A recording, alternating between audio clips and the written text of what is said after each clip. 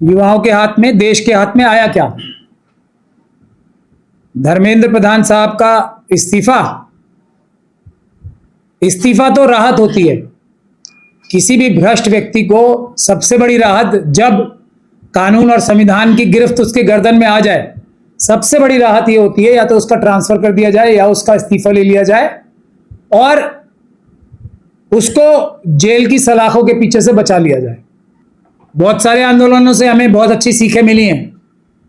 जिन जिन लोगों ने बंद कमरे में बात की है, आज वो अपने समाज के साथ गद्दारी कर रहे हैं। किसी भी आंदोलन के अंदर बंद कमरे में जिसने बात की है, वो सब के सब बाद में गद्दार साबित हुए हैं। अब इनका भी टेस्ट है। पहली दृष्टि में, प्रथम दृष्टि में तो ये लोग वफादार साबित नहीं हुए। अभी जो मांगे पूरी करा के ये आए हैं, प्रधान साहब के इस्तीफे से क्या कोई भी बच्चा अब जो एग्जाम देगा वो सुरक्षित एग्जाम दे सकता है? क्या फर्क पड़ा? जो ये कानून आ रहा है, ये सभी बच्चों की आंख में कुछ देर के लिए और धूल झोंकने के लिए आ रहा है। इससे कुछ नहीं होगा। कानून से कुछ नहीं होता, कानून के अमल से होता है, ईमानदार लोगों से होता है। जिस मंत्रालय में आप प्रहलाद जोशी जी को बनाया गया है, जिन्होंने कोल पूरे देश का अडानी जी जैसे लोगों के हाथ में दे दिया, तो वो उनसे अच्छे तो प्रधान साहब ही थे। ये मेरी भविष्यवाणी है, ये मैं बोल रहा हूं। प्रहलाद जोशी साहब से 100 गुना ज्यादा अच्छे प्रधान साहब थे। ये मेरी बात सब लोग याद रखें।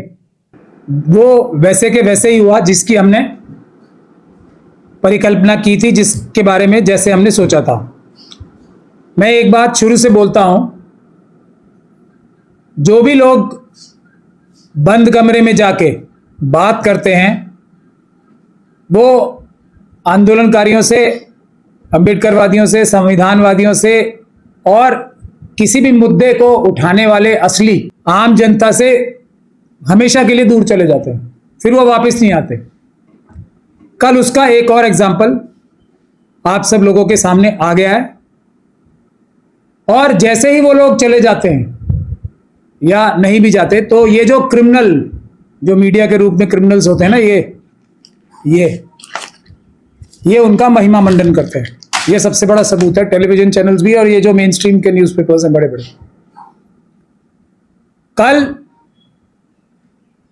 देश के युवाओं के हाथ में, देश के हाथ में आया क्या? धर्मेंद्र प्रधान साहब का इस्तीफा। इस्तीफा तो राहत होती है किसी भी भ्रष्ट व्यक्ति को। सबसे बड़ी राहत जब कानून और संविधान की गिरफ्त उसके गर्दन में आ जाए, सबसे बड़ी राहत यह होती है या तो उसका ट्रांसफर कर दिया जाए या उसका इस्तीफा ले लिया जाए और उसको जेल की सलाखों के पीछे से बचा लिया जाए। तो कल का जो प्रोग्राम हुआ है, आंदोलन बार बार नहीं होते, मुश्किल होती है। हमारे देश में आरएसएस और बीजेपी ने हमारे देश के हर नागरिक को, कुछ मुट्ठी भर अंबानी, अडानी और यूसुफ लुलू जैसे लोगों को छोड़ के सबको इतनी परेशानियों में डाल दिया है कि सब अपनी अपनी परेशानियों में ही फंसे रहते हैं, आंदोलन कर ही नहीं पाते हैं। ये आरएसएस की सबसे बड़ी ताकत है। तो मुश्किल से कोई आंदोलन उठता है, उसकी जो लीडरशिप है वो बंद कमरों में बात करती है और उसके बाद नतीजा वही होता है जो इससे पहले सब आंदोलनों का हुआ। किसान आंदोलन इतना बड़ा आंदोलन था, जिन लोगों ने बंद कमरे में बात की वो सब, उनके चेहरे चमक रहे हैं और किसान आज फिर सड़कों पे बैठे हैं। जिन लोगों ने कल और उससे पहले बंद कमरों में बात की, उनके चेहरे चमक रहे हैं। और ये जो बेचारे लोग, सैकड़ों नहीं हजारों पूरे देश में पुलिस की लाठियों के शिकार हुए, सीरियसली इंजर्ड हुए, अस्पतालों में हैं। एक लड़की की तो शायद मृत्यु होने की भी खबर आ रही है, अभी कंफर्म नहीं है। 22 लोग वो जिन लोगों ने नीट के एग्जाम के वजह से आत्महत्या की, और हजारों लोग वो जो हमारे हायर एजुकेशन के जो बढ़िया संस्थान है, हजारों लोग हर साल। अभी हमने अमित कुमार नाम का एक केस भी किया था जिसमें एक सुप्रीम कोर्ट से कमेटी सेटअप कराई है। 15,000 यानी किसानों से भी ज्यादा छात्र हमारे आईआईटी और बड़े बड़े जो संस्थान है ना, मेडिकल संस्थान, उसमें आत्महत्या कर रहे हैं डेली, हर साल। उनका क्या, उन सबको छोड़ के धर्मेंद्र प्रधान साहब का इस्तीफा लेके उनको, जो उन्होंने भारत की एजुकेशन को बेच के मोदी जी के साथ, अमित शाह जी के साथ मिलकर जो धन कमाया है, कुछ दिन रिलैक्स होके उनको किसी आइलैंड पे जाके एंजॉय करने का मौका दिया है, ये हुआ है। जो दूसरे प्रहलाद जोशी जी बनाए गए हैं, अभी मैंने ये बात शुरू से कही है, अब जो दूसरा आएगा वो Dharmendra Pradhan raise to power 10 होगा। ये जो प्रहलाद जोशी जी हैं, आप सब लोगों को पता होना चाहिए, 2019 से लेकर 2024 तक कोल मिनिस्टर थे। अडानी जैसे लोगों ने, अडानी जी जैसे लोगों ने सारी कोल की जो माइनिंग है पूरे देश की अपने कब्जे में, और विदेशों से भी जो कोल आया है वो सब अपने कब्जे में ईमानदार प्रहलाद जोशी जी के समय में की है। जो कोल माइनिंग का बेड़ा गर्क हुआ है, लूट लिया पूरे देश को, सारे देश के कोयले को, वो इन्हीं प्रहलाद जोशी के श्री चरणों से और श्री हाथों से हुआ है।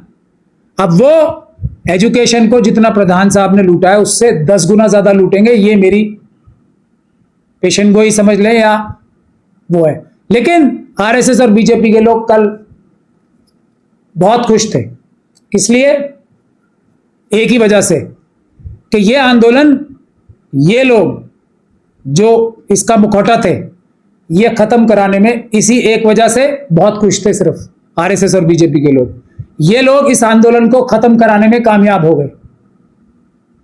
लेकिन ये आरएसएस और बीजेपी के लोग इसे, जिसे फाइनल मैच समझ रहे थे, ये उनके साथ बहुत बड़ा एक तरीके से धोखा हो गया।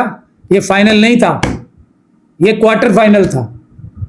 फाइनल अभी होना बाकी है, अभी कई क्वार्टर फाइनल होने हैं, फिर सेमीफाइनल होना है और उसके बाद फाइनल होना है। और फाइनल ईवीएम हटा के बैलेट पेपर से चुनाव करा के हर नागरिक के हाथ में बाबा साहब का वो हथियार देने का है जो प्रधानमंत्री साहब, चीफ मिनिस्टर साहब की का कान पकड़ के जमीन पे उतार सकता है वोट के माध्यम से। आज जो ईवीएम के जरिए से वो अधिकार छीन लिया गया है, इलेक्शन में बेईमानी और घपले करने की वजह से जो छीन लिया गया वो है। और उसके अलावा फाइनल मैच होगा पूरी तरीके से पारदर्शिता का, फाइनल मैच होगा पूरी तरीके से अकाउंटेबिलिटी का, और उसके लिए वीडियोग्राफी, लाइव स्ट्रीमिंग, हर मंत्रालय को, हर ऑफिस को उस 1% काम को छोड़ के जो कि देश की सुरक्षा के लिए होता है, सारे अपनी गतिविधियां, सारी मीटिंग्स लाइव स्ट्रीमिंग करनी पड़ेगी, क्या कि पूरा देश देखे कौन कितनी ईमानदारी या कितनी बेईमानी से काम कर रहा है। वो होगा फाइनल मैच। अब जो हम जैसे लोगों का, जो असली, जो इस आंदोलन के रूह और हवा है, जो वो लोग, हम लोगों ने तो छोटा सा रोल अदा किया, लेकिन वो लोग, वो नौजवान जो घायल हुए हैं, वो नौजवान जो पुलिस के सामने लाठियां खा रहे थे, वो नौजवान जो अब झूठे मुकदमे झेल रहे हैं, झूठे मुकदमे होंगे, ये वादा कल भी पूरी रात पुलिस ने लोगों को तंग किया है। ये जो अपने आप को लीडर्स बन रहे थे ना, ये अब उनका ख्याल नहीं रखेंगे। वो ख्याल रखने की जिम्मेदारी और बीड़ा हमने उठाया था, हम उठाएंगे वो, और उठाते रहेंगे, क्योंकि आंदोलन खत्म नहीं होना चाहिए। लेकिन जो एक अच्छा काम हुआ है और वो एक नई चीज होनी चाहिए, ये भी देश की जनता को, खास तौर पे नौजवानों को एक मौका मिल रहा है बहुत अच्छा लीडरशिप डेवलप करने का। जो व्यक्ति, और उसके लिए कुछ रीजंस हैं, उसके लिए कुछ फॉर्मूला है, कोई भी व्यक्ति ऐसा, और इससे बहुत ज्यादा अच्छी सीख मिलेगी। बहुत सारे आंदोलनों से हमें बहुत अच्छी सीखें मिली हैं। जिन जिन लोगों ने बंद कमरे में बात की है, आज वो अपने समाज के साथ गद्दारी कर रहे हैं। किसी भी आंदोलन के अंदर बंद कमरे में जिसने बात की है, वो सब के सब बाद में गद्दार साबित हुए हैं। अब इनका भी टेस्ट है। पहली दृष्टि में, प्रथम दृष्टि में तो ये लोग वफादार साबित नहीं हुए। अभी जो मांगे पूरी करा के ये आए हैं, प्रधान साहब के इस्तीफे से क्या कोई भी बच्चा अब जो एग्जाम देगा वो सुरक्षित एग्जाम दे सकता है?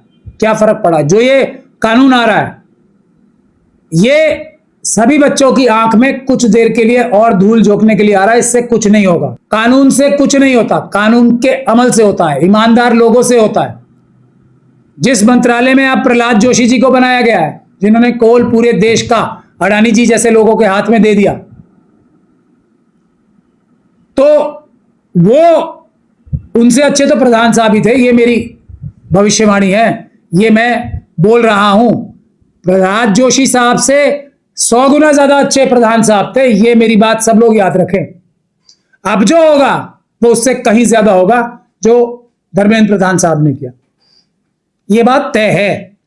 और ये बात भी तय है कि ये जो लीडर्स कल सब लोगों से पूछे बगैर जो ये बंद कमरों में क्या क्या करके आए हैं, डर के आए हैं, लालच में आए हैं और ये बंद कराने का ऐलान किया है बिना कुछ हाथ में आए, बल्कि एक आंदोलन जो बड़ा बन चुका था उसको खराब करने का जो इन्होंने काम किया है, वो भी आइडेंटिफाई होकर साइडलाइन होंगे। ये इस आंदोलनकारियों की जीत होगी सबसे बड़ी, कि कम से कम हम जैसे मोदी जी को सजा देने की बात कर रहे हैं ना, जेल भेजने की अमित शाह जी को, वैसे जो ये लोग गद्दारी करें आंदोलनों से, उनको भी मुंह पे कीचड़ मल के गधे पे बिठा के घुमाना चाहिए। अकाउंटेबिलिटी इनकी भी होनी चाहिए। ये जो अब रात को पार्टी करते घूम रहे हैं, इन्होंने हासिल क्या किया? जो जो स्टेज पे लोग थे उनकी जवाबदेही है और रहेगी। आने वाले वक्त में इनसे सवाल किए जाएंगे। नंबर आपके लिए ना, सबने तंग करे कोई मुकदमा करे, इस नंबर पे फोन कीजिए, हम फ्री ऑफ कॉस्ट सबकी मदद करेंगे। वकीलों की बहुत बड़ी टीम आप सबकी मदद करेगी, ना सिर्फ हमारे ऑफिस से बल्कि पूरे देश से। एक बात, जो लोग अब इस आंदोलन के रिजल्ट से संतुष्ट नहीं है और जो लोग आने वाले टाइम में ये जान जाएंगे कि ये कितना बड़ा धोखा हुआ है उनके साथ, उन सभी लोगों को भी इस फोन नंबर पे अपनी डिटेल्स नोट करानी है, व्हाट्सएप भेजने हैं, ताकि जो असली फाइनल वाला आंदोलन होगा, अभी एक सेमीफाइनल होगा, उसके बाद फाइनल होगा, उसमें वो लोग जो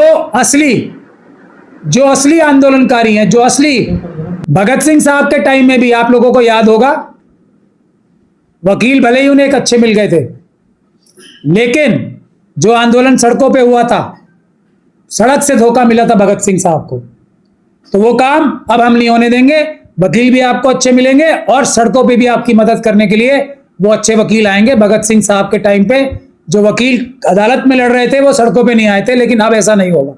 हम लोग सड़कों पे भी आपकी ढाल बनेंगे और अदालतों में भी ढाल बनेंगे, लेकिन कॉम्प्रोमाइज नहीं, अकेले कमरे में बात नहीं।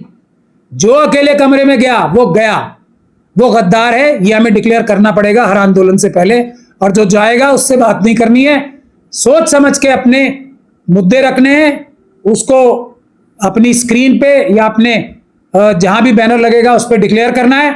बातचीत मतलब धोखेबाजी, बातचीत मतलब दगाबाजी, बातचीत मतलब गद्दारी। बहुत बहुत शुक्रिया, आप लोग संडे को भी आए। आपको क्यों लग रहा है इसमें धोखा हुआ है? प्रहलाद जोशी जी बन गए ना, हाथ में क्या आया? देखिए, बुनियादी बात जो बाबा साहब ने सिखाई है, हाथ में क्या आया हमारे? इस्तीफा। इस्तीफे का क्या करें? इस्तीफा डिमांड था आंदोलनकारियों, आंदोलनकारियों की डिमांड ये नहीं थी ना, ये उन लोगों की डिमांड थी जो स्टेज पे बैठे हुए।